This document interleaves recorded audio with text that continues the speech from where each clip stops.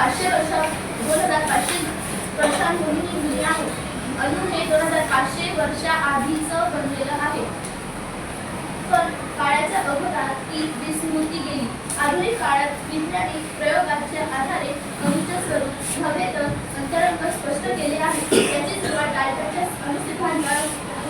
अणुसिद्धांताने झाली. आपण काय डाल्टनचे सिद्धांत पाहणार आहोत. डाल्टनचे इसवी सन 1803 मध्ये ब्रिटिश वैज्ञानिक जॉन डाल्टन यांनी प्रसिद्ध अणुसिद्धांत मांडला. डाल्टनने कोणत्या शतकात त्यांचा अणूचा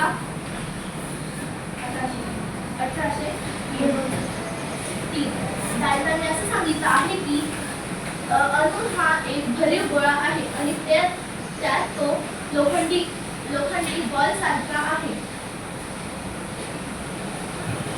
सिद्धांतानुसार द्रव अणूंचे बदललेले असते व अणू हे अविभाजनीय व अनाशवंत असतात.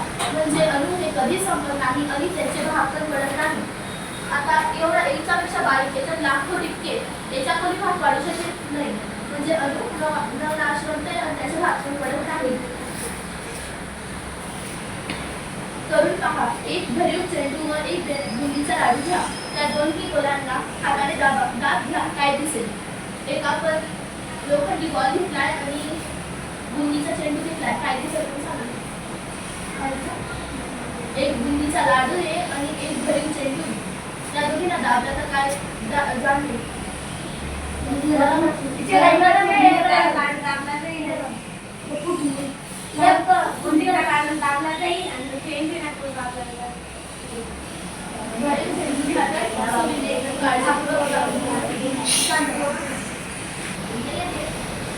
भरीव चेंडूला जर आपण कापलं त्याचे स्लाइसेस दिसेल. ब्रेडचे कसे स्लाइसेस असतात तसे आपल्याला त्या भरीव चेंडूचे पण दिसेल. बुंदीच्या लाडवाला अंतर्गत संरचना असून त्याच्याहून लहान कण म्हणजे बुंदी एकमेकांना चिटकवून बनवलेली असते. बुंदीचा लाडू एकमेकाला चिटकवून बनवलेला असतो. मात्र भरीव चेंडू डोबळ मानाने अंतर्गत संरचना काहीच नसते असे समजले. डाल्टनने वर्णन केलेले अणू हे एखाद्या कडक भरीव गोलाप्रमाणे काही संरचना नसलेले असा ठरतो. म्हणजे डाल्टनने असं सांगितलं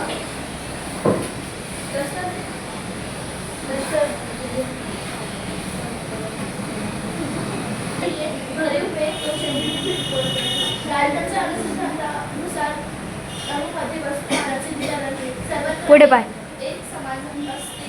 जे थॉम्सन यांनी वैज्ञानिकांनी अणूच्या आत असलेले न्यूनप्रभारित कणांचा शोध लावला आणि डाल्टनच्या अणुसिद्धांताला धक्का बसला. म्हणजे डाल्टननंतर कोणता वैज्ञानिकाला? थॉम्सनने असं सांगितलं की या भरीव चेंडूमध्ये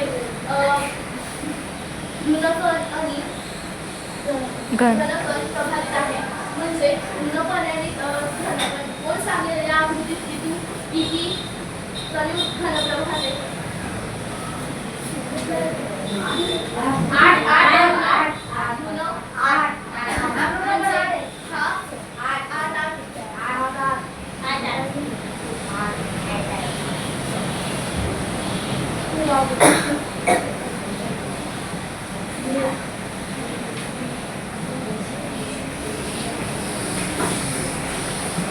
我的吧。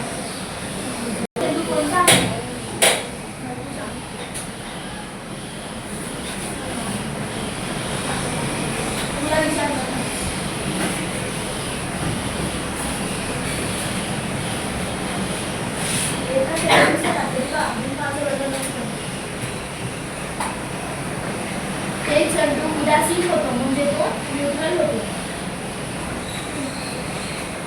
थॉम्सनचे क्रम पुढील प्रारूप आपण पाहणार आहोत. अणुसंरचनेने पहिले प्रारूप म्हणजे थॉम्सन यांनी सन 1904 मध्ये मांडले. क्रम पुढील प्रारूप होय. क्रम पुढील प्रारूप म्हणजे फॉर एक्झाम्पल आपला शिरा नसतो का, त्याच्यात 20-20 काजू बनावून घेतलेले असतात. त्याच प्रकारे थॉम्सनने असं सांगितलं क्रम पुढील मध्ये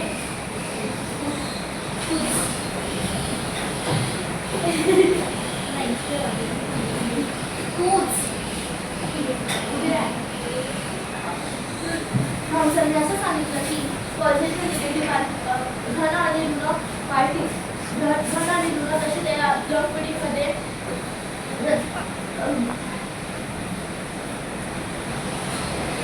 कॉन्सेप्ट असं सांगितलं की ज्या पिढीमध्ये ते प्रारूपानुसार अणूमध्ये सर्वत्र धनप्रभार पसरलेले असतात व त्यामध्ये ऋण प्रभारांची त्यांची इलेक्ट्रॉन्स